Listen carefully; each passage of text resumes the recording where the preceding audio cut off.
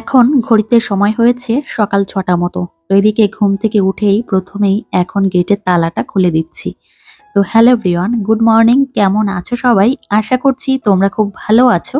আর যে যেখানেই আছো সুস্থ আছো। আমিও বেশ ভালোই আছি। আজ আরো একটি নতুন ব্লগে তোমাদেরকে অনেক অনেক স্বাগত জানাই। তো আজ হলো শনিবার, তোমাদেরকে সঙ্গে নিয়েই ব্লগটা শুরু করছি। আশা করছি তোমাদের খুব ভালো লাগবে। তো সকালবেলায় ঘুম থেকে উঠেই সামান্য একটু ফ্রেশ হয়ে নিয়েছি। তারপর এদিকে চলে এসেছি ঘরদুয়ারগুলো পরিষ্কার করতে। বিশেষ করে ঘরদুয়ারগুলো এখন একটু ঝাড়ু দিয়ে নেব। তো এই হচ্ছে ব্যাপার। আর ওপরের কাজগুলো যদি এখন করে না যাই তাহলে আর আসা হবে না। আর আসতে, আসতে সকাল ১১টা বেজে যাবে। তো সেইজন্যই ভাবলাম যে এখনই কাজগুলো করে নিই। অনেকেই হয়তো ভাবে যে আমি সবসময় হয়তো ওপরের ঘরেই সময়টা কাটাই। কিন্তু একদমই না। আমি নিচেই সবথেকে বেশি সময় কাটাই আর ওপরের দিকে মাঝে মধ্যে আসি। তো সারাদিনে ২-৩ বার মতো আসি। তো এদিকে দেখো এখন আমি ঠাকুর ঘরটা ভালো করে পরিষ্কার করে ঝাড়ু দিয়ে নিচ্ছি। সকালবেলায় ঘুম থেকে উঠেই প্রথমেই যে কাজগুলো আমি করি সেইগুলোই তোমাদের সঙ্গে এখন আমি শেয়ার করে নিচ্ছি। তোমাদের তো আমি বলেইছি যে এখন যদি আমি নিচে চলে যাই তাহলে আর উপরের দিকে আসা হবে না। সেইজন্য ভাবলাম যে এই কাজগুলো করে তারপর যাব। ঘরটা অনেকদিন হয়েছে মোছা হয় না। তো ভেবেছি হাতে সময় নিয়ে মুছে নেব। আর মুছতেও অনেকটা সময় লাগে। সামনে আবার আমার বোনের বাড়িতে অনুষ্ঠান, সেই উপলক্ষে আবার বোনের বাড়িতে যেতে হবে। তো কদিন আগেই ঘুরে আসলাম। তো তোমাদের তো জানিয়েছিলাম যে আমার দাদার শ্বশুর বাড়িতে অনুষ্ঠান ছিল, সেই উপলক্ষেই গিয়েছিলাম। কিন্তু এখন আবার আমার বোনের শ্বশুর বাড়িতে অনুষ্ঠান, কালীপুজো, মহোৎসব, সেজন্য আবার আমাদেরকে যেতে হবে। তো কবে যাব তোমাদের সঙ্গে অবশ্যই শেয়ার করব। আর এদিকে দেখো সিঁড়িটাও ঝাড়ু দিয়ে নিয়েছি। প্রত্যেকদিন ব্লগ দিতে আমার খুবই ভালো লাগে। কিন্তু ওই যে তোমাদেরকে বলেছি যে আমি এডিট করে উঠতে পারি না। আর এখন প্রচণ্ড পরিমাণে কাজের ব্যস্ততা। সংসারের মধ্যে বলতে পারো একদমই ডুবে পড়েছি। সেইজন্য তেমন একটা ভালোভাবে ব্লগও করা হয় না আর দেওয়াও হয় না। এখানে অনেকগুলো ইনডোর প্ল্যান্ট রয়েছে। আর সত্যি বলতে এই গাছগুলোর দিকে যখন আমি তাকাই তখন আমার মনটা একদম খুশিতে ভরে যায়। সত্যি বলতে একদম খুশিতে ভরে যায়। তো এদিকে আমি এই জায়গাটা পরিষ্কার করে নিয়েছি। তো তারপর ভাবলাম আদিশ্রীর রুমটা এখন আমি একটু ক্লিন করে নিই। তো একটু বাদে আবার আদিশ্রীর বাপি ঘুম থেকে উঠে এখানে আবার বসে কাজ করবে। সেজন্য ভাবলাম তাহলে এই ঘরের কাজগুলো করে নিই। আর আমাদের রুমে তো আদিশ্রী ঘুমিয়ে রয়েছে, ওর বাপি ঘুমিয়ে রয়েছে। আজ হলো শনিবার। তো শনিবার দিন আদিশ্রীর স্কুল বন্ধ থাকে। শনি রবিবার দিন স্কুল বন্ধ থাকে। সেইজন্য ওকে আমি অত তাড়াতাড়ি ডেকে তুলি না। আর যেদিন স্কুল থাকে সেদিন আমি ওকে তাড়াতাড়ি করে ঘুম থেকে তুলে দিই। তো আজ বন্ধ রয়েছে, সেইজন্য ভাবলাম যে ও যতটা পারে ঘুমোক। আর বিশেষ করে ওর স্কুল শনি রবিবার বন্ধ থাকে, সেইজন্য ও দেরি করেই ওঠে। আর দেখো টুকটুক করে কত কাজ আমি করে নিলাম। ভেবেছি রান্নাঘরটাও ক্লিন করব। আসলে জানো তো যত পরিষ্কার রাখা হয় ততই ভালো লাগে দেখতে। সামনেই আমার মেয়ের স্কুলে ওর পরীক্ষা আছে, জীবনের ১ম পরীক্ষা। কি পারবে কি না পারবে সেটা আমি জানি না। আর ও এখনো পর্যন্ত তেমন কিছু পারে না, টুকটাক পারে। তবে স্কুল থেকেও অনেক ভালোভাবে ওকে শেখায়। ওকে বলতে প্রত্যেকটা বাচ্চাকেই শেখায়। আর আমি তো ঘরে আছি, ঘরের থেকে আমি শেখাই। তো আশা করি আস্তে, আস্তে শিখে যাবে। এখন তো অনেকটাই ছোট। আমি তেমনভাবে চাপও দিই না যে পড়তেই হবে তোমাকে, এমন করি না। তো আমি মাঝে মধ্যে ওকে নিয়ে বসি, প্রত্যেকদিনই বসি। তো একটু সময় নিয়ে বসি। যাই হোক তোমাদের সঙ্গে কথা বলতে, বলতে এদিকে আমি বিছানাটা গুছিয়ে নিয়েছি। আর বিছানাটা গোছানো থাকলে সত্যি বলতে ঘরটা এমনিতেই আলো, আলো হয়ে যায়। আর আদিশ্রীর বাপি আর আদিশ্রী তো এখনো পর্যন্ত ঘুমোচ্ছে। আর এদিকে দেখো আলনাটাও আমি গুছিয়ে নিয়েছি। আর এখন ঝাড়ু দিয়ে তারপর বেরোবো এই ঘর থেকে। তো ঘর ঝাড়ু দিয়ে তারপর চলে এসেছি আমি রান্নাঘরে। তো মেলা থেকে যে জিনিসগুলো আমি এনেছিলাম সেইভাবেই এখানে ছড়ানো ছিটানো রয়েছে। এখনো পর্যন্ত আমি গুছিয়ে উঠতে পারলাম না। তো সেইজন্য এখানেই রয়েছে। আর এদিকে ভাবলাম কি যে রান্নাঘরটা আমি একটু মুছে নেব। অনেকদিন হয়েছে জানো তো রান্নাঘরটা মোছা হয় না। তো সেইজন্য এদিকে বালতিতে জল নিয়ে এসেছি। আর এইভাবে মুছতে আমি সবথেকে বেশি পছন্দ করি। হাতে একটা কাপড় নিয়ে এসেছি আর এইভাবে মুছে নেব। তো এইভাবেই আমার সবথেকে সুবিধা হয়। অনেকে দাঁড়িয়ে মোছে, কিন্তু আমার মনে হয় অতটা পরিমাণে আমার ভালো লাগে না। ব্যক্তিগতভাবে আমার ভালো লাগে না। সেজন্য আমি মুছে নিই, মানে বসে মুছে নিই বা এইভাবে দাঁড়িয়ে একটা কাপড় দিয়ে মুছে নিই। এইভাবে আমার খুব ভালো লাগে। জানো তো বেশ কয়েকদিন ধরেই ভাবছি যে দিদির বাড়িতে যাব, মানে ননদ বাড়িতে যাব। দিদির শরীরটা একটু অসুস্থ রয়েছে, জামাইবাবুর শরীর অসুস্থ রয়েছে। তো ভেবেছি যে আমি একদিন যাব। তো আমার শাশুড়ি মা তো গিয়ে ঘুরে এসেছে। তো তারপর আমার হাসব্যান্ডও মাঝে মধ্যে যায়, দেওর যায়। কিন্তু কিন্তু এখনো পর্যন্ত আমি যেতে পারলাম না। তো আমাকে তো একা একা ছাড়েও না। আর অনেক দিন থেকেই বলছি যে চলো আমি একটু ঘুরে আসি, আমাকে নিয়ে চলো। কিন্তু সেই সুযোগটাই হয়ে উঠছে না। তো আমার হাতে সময় থাকে, তো আমার হাসব্যান্ডের হাতে সময় থাকে না। আর ওর যখন সময় থাকে তখন হয়তো আমার সময় থাকে না। সেইজন্য ভাবলাম যে তাহলে এই রবিবার দিনই যাবো। তো সেইজন্য সেই প্রস্তুতি নিয়ে নিয়েছি যে ওইদিনই যাবো। আর বরমশাইকে যে হঠাৎ করে বলবো যে আজকে আমাকে নিয়ে যেতে হবে, তাহলে তো নিতে পারবেই না। আদিশ্রীর বাপিকে আগের থেকেই জানাতে হবে যে আমরা ওই জায়গায় যাবো। তো তারপর ও একটা দিন তারিখ ঠিক করে, তারপর আমরা একসঙ্গে যাই। তো এদিকে টেবিলটা মোছা হয়ে গেছে।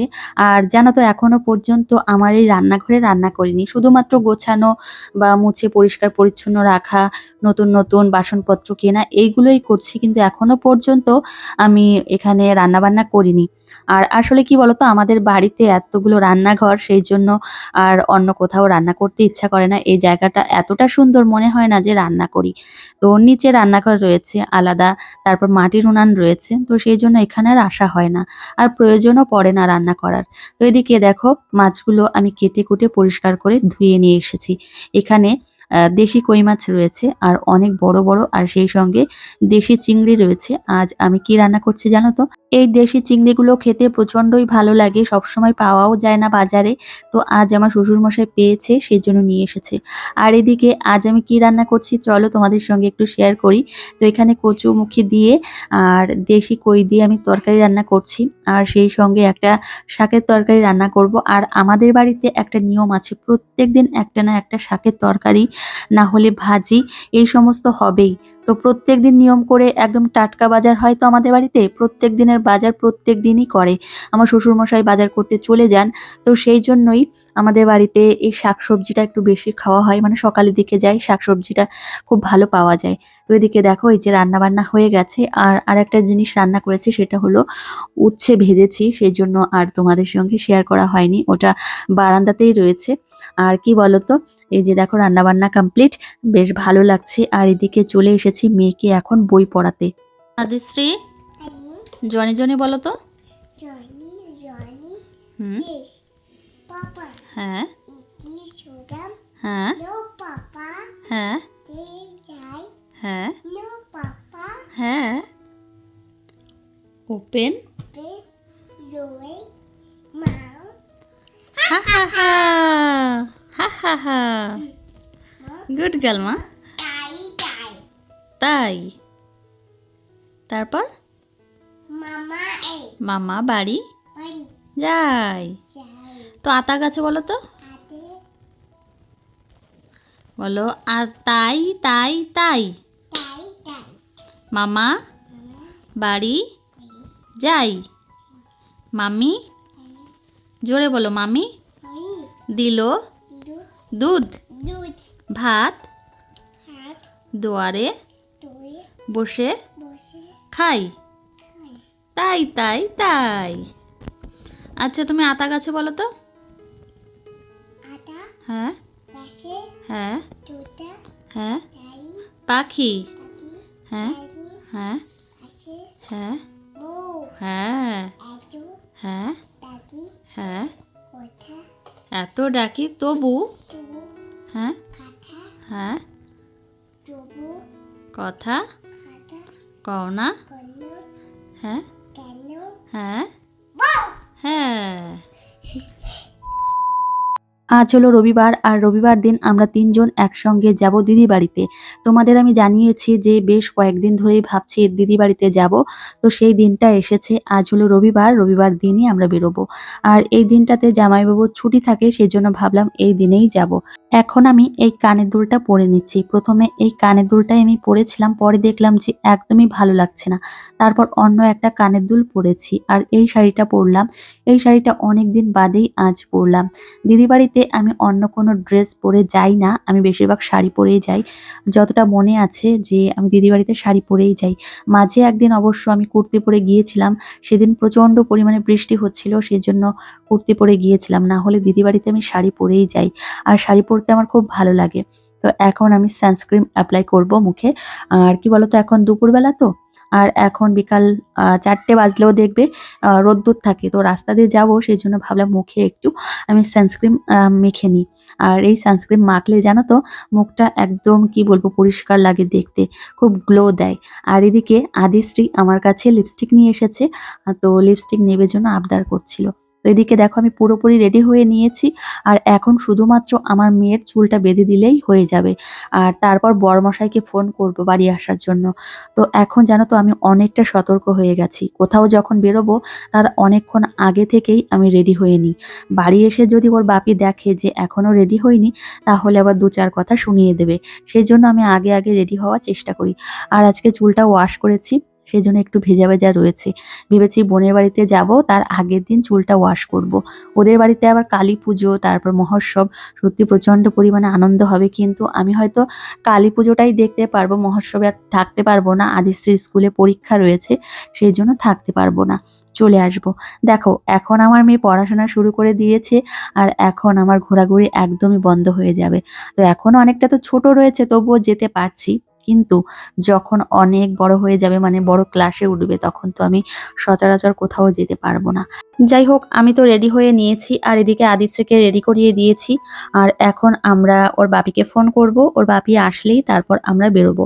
আদিশ্রীকে একটা টপ পরিয়ে দিয়েছি, তার সঙ্গে একটা প্লাজো প্যান্ট পরিয়ে দিয়েছি। একটু বড় হয়ে গেছে প্যান্টের নিচের দিকটা, সেজন্য একটু গুটিয়ে দিয়েছি। তো এদিকে এখন চলে এসেছি রান্নাঘরে। আর বরমশাই সবে মাত্র ফল নিয়ে এসেছে বাজার থেকে। তো ভাবলাম কি কি ফল নিয়ে এসেছে একটু চেক করে দেখি। আসলে আমি বলেছিলাম ফল আনতে, আর দিদিকে দেখতে যাব, জামাইবাবুকে দেখতে যাব। যখন কোনো মানুষ অসুস্থ থাকে তাকে দেখার জন্য আমার মনে হয় ফল নিয়ে যাওয়াটাই সব থেকে বেটার। তো সেই জন্য আমি অনেক রকমের ফল আনতে বলেছিলাম। তো এদিকে নিয়ে এসেছে এক ব্যাগ ভর্তি ফল। তো এদিকে দেখো, তো সমস্ত কিছু গুছিয়ে নিয়েছি। আর এদিকে আদি মাম্মাম আমি পুরোপুরি রেডি। তো ভাবলাম ক্যামেরার সামনে আমাদের একটু দেখাই। তো বরমশাই আবার স্নান করতে গেছে, সেই জন্য ভাবলাম এই সময়টাকে কাজে লাগাই, আমাদেরকে একটু দেখাই, নিজেরাই দেখাই। তো বরমশাই তো স্নান করেই কোনো রকম রেডি হয়ে বলবে যে তাড়াতাড়ি এসো, একদম নিচের থেকেই আমরা চলে যাব। ও আর উপরের দিকে আসবে না, সেই জন্য আমরা এখান থেকেই নিজেদেরকে দেখালাম। আর আমি তো সাজুগুজু করলে আদিশ্রী আমাকে কতবার যে হামি দেবে তার কোনো ঠিক নেই। আর আমাকে খুব ভালোবাসে। আমরা দুজন চলে এসেছি এখন নিচে। আর নিচে এসে দেখলাম যে আমার বরমশাই বাইকে বসে রয়েছে, ওয়েট করছে আমাদের জন্য। তো এদিকে আমরা এখন বেরিয়ে পড়ব। তো এখন বিকাল 3টে বেজে গেছে, অনেক আগে বেরোবো বেরোবো করেছি, কিন্তু দেখো শেষে দেরি হয়ে গেল, কি আর করব বলো তো। তো তারপর এদিকে চলে এসেছি মিষ্টির দোকানে। আর একটা কথা কি জানো তো, আমরা যেখানেই যাই না কেন আমাদের প্রচন্ড লেট হয়ে যায়, প্রচন্ড। বিশেষ করে রাতের দিকে বলো, আবার এই দুপুরের দিকে বা বিকালের দিকে বলো, আমাদের খুবই লেট হয়ে যায়। আসলে ওর বাপি দেরি করেই আসে, সেই জন্য আমাদেরও দেরি হয়ে যায়। তো এখান থেকে পছন্দের মিষ্টি নিয়ে নেব। তো ওর বাপিই নেবে, যেটা পছন্দ করবে সেটাই নেবে। তো এদিকে দেখো মিষ্টির যে ট্রেগুলো রয়েছে তেমন একটা ভর্তি নেই, ফাঁকা হয়ে গেছে, হয়তো বিক্রি হয়ে গেছে। আর এই দোকানের মিষ্টিগুলো সত্যি খুব ভালো। প্রথমে আমরা ভেবেছিলাম যে আমরা দই নেব, আর এখন গরমকাল দই খেলেই সব থেকে বেশি উপকার।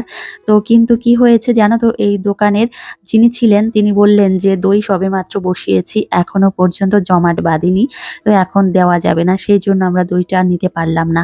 আর এদিকে দেখো মিষ্টি নেওয়া হয়ে গেছে, আমরা বেরোবো। আদিশ্রী তো বারবার আমাকে ডাকতেই আছে, মা বসো মা বসো। ও ভাবে হয়তো মাকে রেখে যদি চলে যায়। তো এদিকে রাস্তায় আর ক্যামেরাটা অন করলাম না, চলে এসেছি সোজা দিদি বাড়িতে। আর এই যে দেখো দিদি বাড়িটা তোমাদের সঙ্গে একটু শেয়ার করছি। অনেকটা বেলা হয়ে গেছে জানো তো। আর দিদি অনেক কিছু রান্না করেছে আমাদের জন্য। কি কি রান্না করেছে তোমাদের একটু বলি। মুগের ডাল রান্না করেছে মাছের মাথা দিয়ে, তারপর চিকেন রান্না করেছে, আর মাছের ঝোল রান্না করেছে। আমাদের খাওয়া দাওয়া হয়ে গেছে, তোমাদের সঙ্গে আর শেয়ার করা হয়নি। আর এদিকে খাওয়া দাওয়া শেষ করে আমরা একটু ঘরে এসেছি, ঘরে এসে বসেছি। আর ওর দাদাভাইকে পেয়ে আদিশ্রী তো প্রচন্ড পরিমাণে খুশি। তো সন্ধ্যা 6:30 বেজে গেছে এখন। আর এখন আমরা বেরোবো। আর চলো আজকের ব্লগটি আর বেশি বড় করব না, এখানেই শেষ করব। তোমাদের কেমন লেগেছে অবশ্যই জানিও। আর তোমাদের সঙ্গে দেখা হবে পরের একটা মিষ্টি ব্লগে। ততক্ষণে তোমরা সুস্থ থেকো, সাবধানে থেকো, টাটা।